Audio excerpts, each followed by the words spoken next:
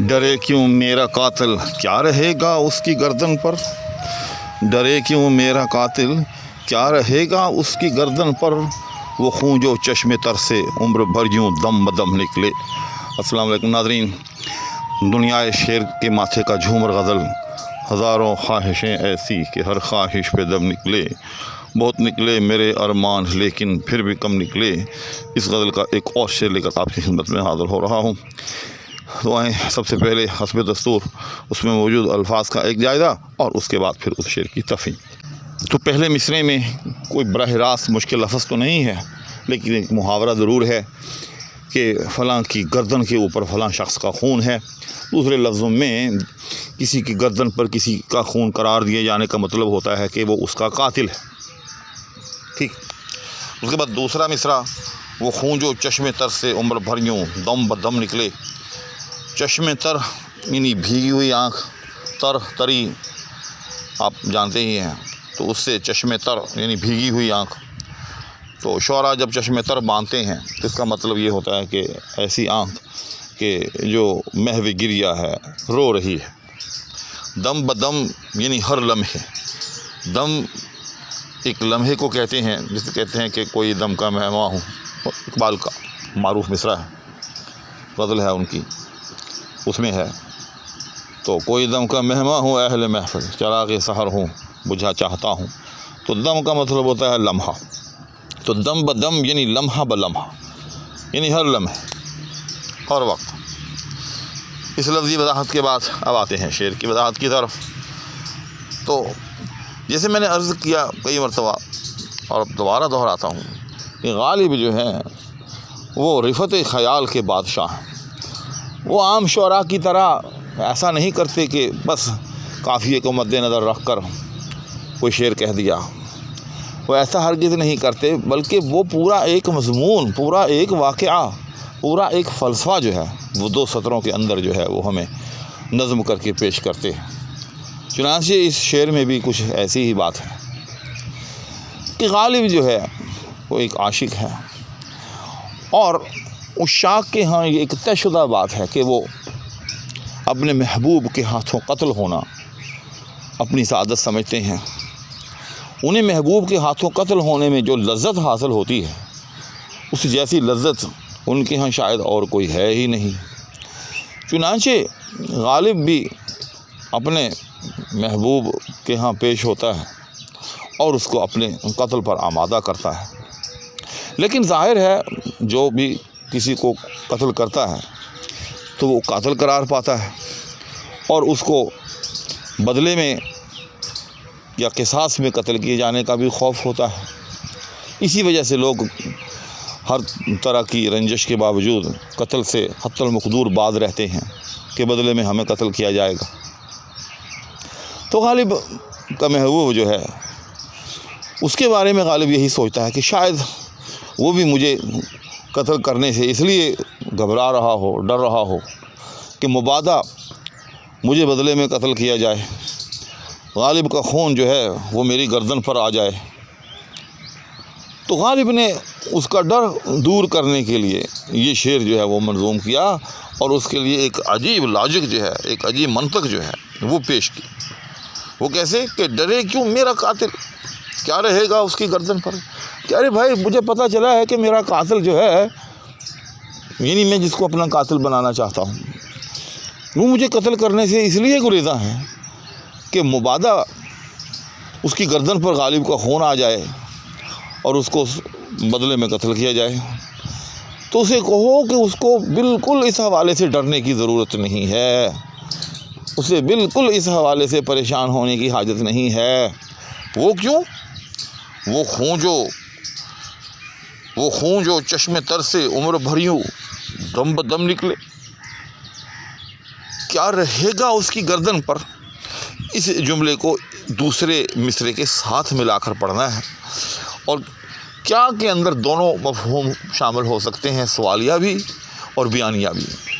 بیانیہ آپ اس کو ایسے کہہ سکتے ہیں کہ بھئی جیسے کوئی کہے کہ بھئی میں کیا یہ منزل سر کروں گا، یعنی نہیں کروں گا، نہیں کے معنی۔ اور دوسری صورت کیا، سوالیہ، جیسے کوئی بھائی کیا میں مجھ سے اس معذوری کے ساتھ وہ منظر سر ہوگی، یعنی نہیں ہوگی۔ مطلب دونوں کا جو ہے وہ نہیں میں ہی ہوتا ہے، چاہے آپ اس کو بیانیہ انداز میں سمجھ لیں اور چاہے آپ اس کو نفی کے انداز میں سمجھیں۔ تو یہ جو ٹکڑا ہے پہلے مصرعے کا، اس کو دوسرے مصرعے کے ساتھ ملا کے آپ نے جو ہے وہ پڑھنا ہے۔ وہ کیسے کہ کیا رہے گا اس کی گردن پر وہ خون، یعنی وہ لہو بھلا اس کی گردن پر رہے گا، یعنی نہیں رہے گا۔ کون سا خون؟ جو چشم تر سے عمر بھریوں دم بدم نکلے، جو غالب کی بھیگی ہوئی آنکھوں سے، جو غالب کی روتی ہوئی آنکھوں سے ہمیشہ جو ہے عمر بھر، تمام عمر جو ہے دم بدم ہر لمحے جو ہے وہ نکل رہا ہے۔ یعنی دو صورتیں ہیں، ایک تو یہ کہ غالب کے وجود میں اب خون ہی نہیں رہا۔ وہ کیوں نہیں رہا؟ کہ غالب جو ہے وہ ہر وقت محو خون فشانی ہے، تو جب ہر وقت محو خون فشانی ہے تو اس کے بدن میں کیا خون رہا ہوگا؟ تو جب خون ہی نہیں رہا ہوگا تو اس کی گردن پر بھلا کیوں کر ہوگا؟ لہذا میرے متوقع قاتل کو یا میرے محبوب کو میرے قتل سے بالکل گھبرانا نہیں چاہیے۔ دوسری صورت کہ قاتل کی گردن پر یا میرے محبوب کی گردن پر خون تو اس صورت میں آئے کہ وہ ایک محفوظ خون بہائے، جس کو وہ فقہی اصطلاح میں مال محرز کہتے ہیں۔ چور کا ہاتھ اس صورت میں کاٹا جاتا ہے جب وہ مال محرز کی چوری کرے۔ مال محرز کا مطلب یہ ہوتا ہے کہ ایسا مال جو مکفل ہو۔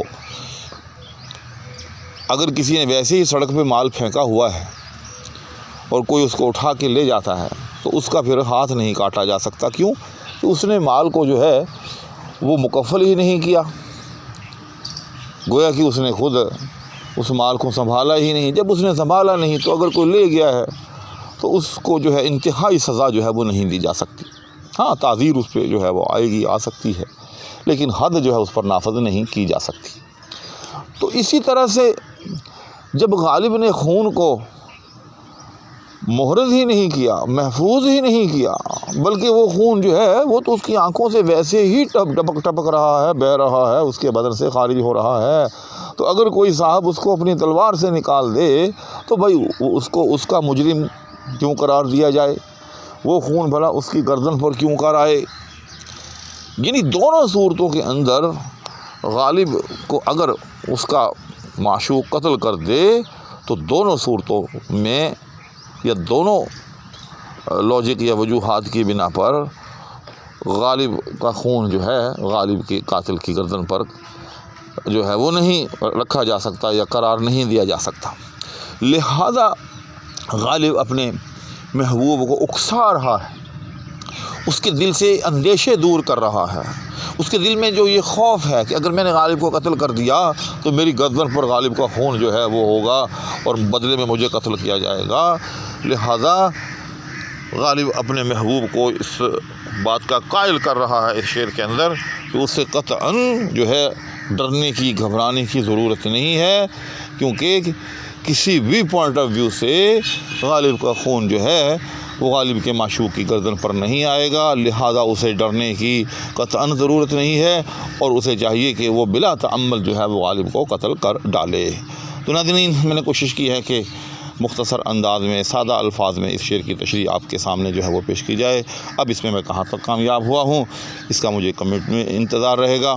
میں چاہوں گا کہ آپ احباب کمنٹس میں جو ہے اپنا نقطہ نظر جو ہے اس شعر کے حوالے سے وہ ضرور تحریر کریں، ساتھ ویڈیو کو لائک بھی کریں، شیئر بھی کریں، اور اگر چینل کو اب تک سبسکرائب نہیں کیا تو چینل کو سبسکرائب بھی کر دیں، اور یہ آپ لوگوں کا ایک بندہ ناچیز کے ساتھ ایک بھلا ہوگا تاکہ چینل کی ریچ جو ہے تھوڑی سی بڑھ جائے۔